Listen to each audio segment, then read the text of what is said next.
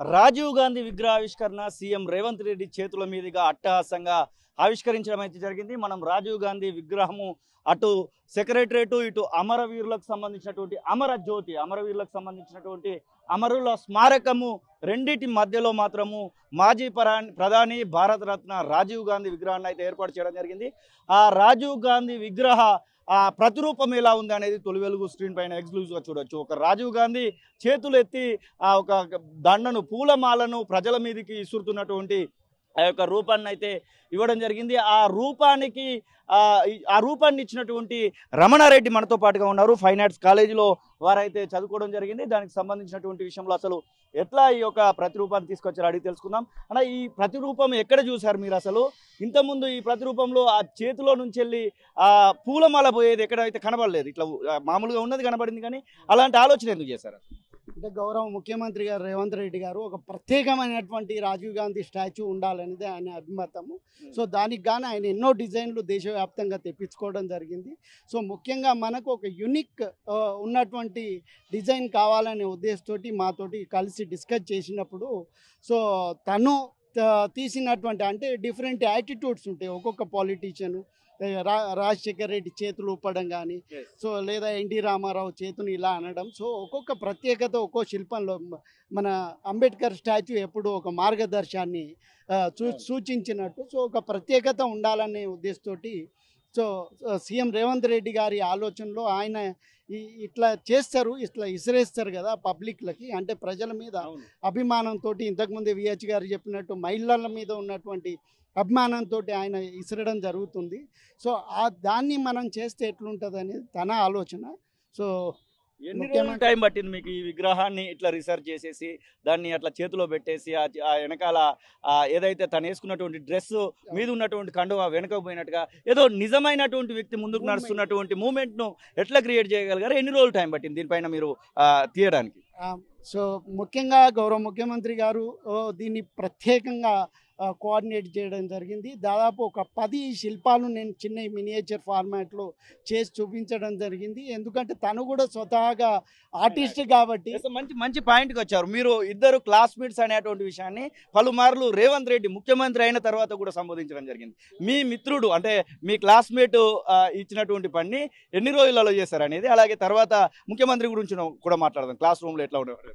అంటే క్లాస్మేట్ కాదు, తనకి ఫైన్ ఆర్ట్స్ అంటే చాలా ఇష్టము. సో ఫైన్ ఆర్ట్స్ చదవాలని అనుకున్నారు, ఏదో కారణాల ద్వారా ఆయన చదవలేకపోయారు అందులో, కానీ అదర్ కోర్సెస్లో చేయడం జరిగింది. కానీ ఆయనకున్న అభిమానంతో ఆయన అడ్వర్టైజింగ్ ఏజెన్సీ పెట్టడము, ఆర్టిస్టులతోటి ఒక ప్రత్యేకమైనటువంటి అనుబంధం ఆయన లైఫ్ జర్నీలో ఉండడం జరిగింది. సో కాబట్టి ఆయన టేస్ట్ కూడా వెరీ ఆర్టిస్టిక్ టేస్ట్ ఉంటుంది. మీరు ఇల్లు చూడండి, లేకుంటే సరౌండింగ్ చూడండి, ఆయన ఉన్నటువంటి పరిస్థితులు కూడా చాలా ఆర్టిస్టిక్గా ఫోకస్ పెడతారు. అండ్ ముఖ్యంగా ఈ స్టాచ్యూలో తను అంటే నేను కొన్ని డిజైన్స్ ఆయన ఆలోచన ఏదైతే విసిరేయడం అనేది ఉందో దాన్ని నేను ఇంప్రూవైజ్ చేస్తూ దాదాపు 2.5-3 నెలల పాటు ఒక 10 ఇమేజెస్ శిల్పాలని క్రియేట్ చేసి ఆయనకు చూపించడం, ఆయన సంతృప్తికరంగా ఉండేంత వరకు కూడా చేస్తూ పోయినా. సో చివరిగా ఇది కరెక్ట్, ఇది అద్భుతంగా వచ్చింది, సో ఇట్లుండాలి అని ఎప్పుడైతే అన్నాడో అక్కడితోటి ఈ పని ప్రారంభమైంది. ఇది దాదాపు 2 నెలల పని. సో ఓవరాల్గా ఈ స్కల్ప్చర్ మీద దాదాపు 5 నుంచి 6 నెలల టైం కేటాయి. మెటీరియల్ ఏది వాడాలని మీరు సూచించారు? ఈ మెటీరియల్ విషయంలో మాట్లాడాలనుకుంటే అది ఎన్ని సంవత్సరాలు మనకి ఇట్లానే ఉండడానికి అవకాశం ఉంటుంది? అంటే ముఖ్యంగా మన శిల్పాలు దేశంలో ఎక్కడ చూసినప్పటికీ కాంస్య విగ్రహాలు అయినప్పటికీ కూడా మనం పెయింటింగ్ చేయడం అనేది మన ఒక సాంప్రదాయం.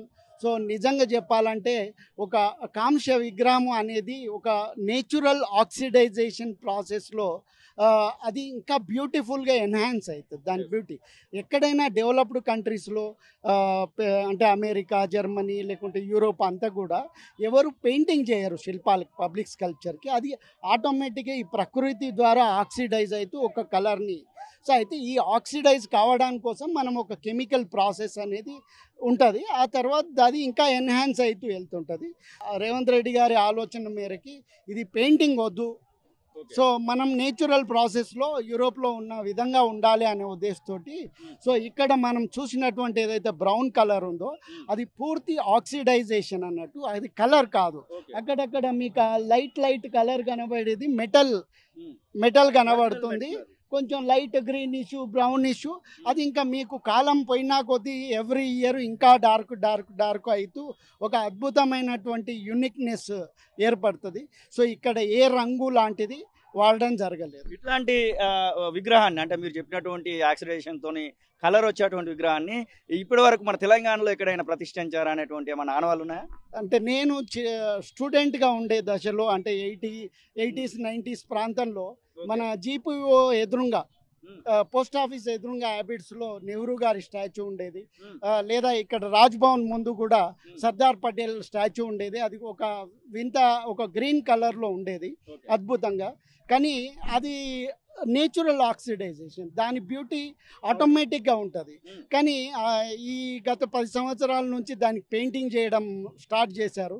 సో దాంట్లో ఉన్న ఒరిజినాలిటీ అని పోయి సో లోపల ప్లాస్టిక్ ఉందా, ఫైబర్ ఉందా, సిమెంట్ వర్క్ అనేది తెలియకుండా పెయింటింగ్ చేస్తే సో ఆ మెటల్ యొక్క వాల్యూ అనేది ఎక్కడ కనబడదు. సో ఇది ఒక ప్రత్యేకమైనటువంటి మెటల్, అంటే మామూలుగా వాడేటువంటి మెటల్ కంటే కూడా ఇది high quality material, high quality standards తోటి ఒక ఇంటర్నేషనల్ స్టాండర్డ్లో ఏ రకంగానైతే శిల్పాలు తయారు చేయబడుతుందో ఆ రకంగా మనం దీని వేదిక పైన ముఖ్యమంత్రి మిమ్మల్ని సత్కరించడం జరిగింది. ఈ విగ్రహానికి సంబంధించినటువంటి విషయంలో ఎట్లా ఫీల్ అవుతున్నారు ముఖ్యమంత్రి అలాంటి వేదిక పైన మీకు సత్కరించడానికి?